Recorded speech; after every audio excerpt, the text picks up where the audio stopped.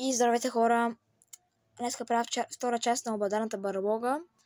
Както миналото видео, както видяхте, че моят приятел бях намерил умрял на дървото и останах сам. И сега пренощувам тук в тази барлога, иначе няма къде. Тук ще остана и всяка нощ почва само да се тропа, да се удря, да се местят предмети и аз не мога да спа. И сега записвам клипа да видите, че наистина е така. И обръщаме телефона и само така ще седим и ще чакаме и ще видите.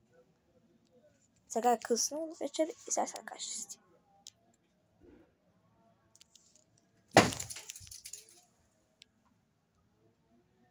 Не, това няма как да е истина. Стига бе! Стига бе, аз ако ще правя?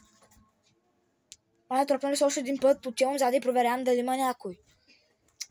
Мале. Нищо, ще чакаме пак. Чакаме дога се тропне пак. Ще чакаме. Иначе няма как. Не, аз съм вънка. Разпоста.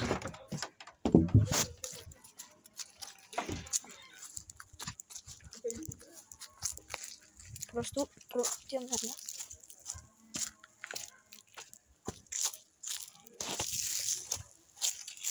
Просто проверявам. Ето я, тук.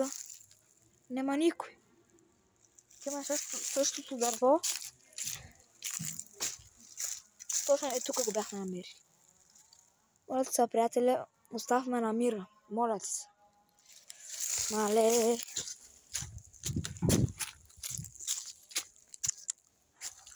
Си казвам, че какво да правя.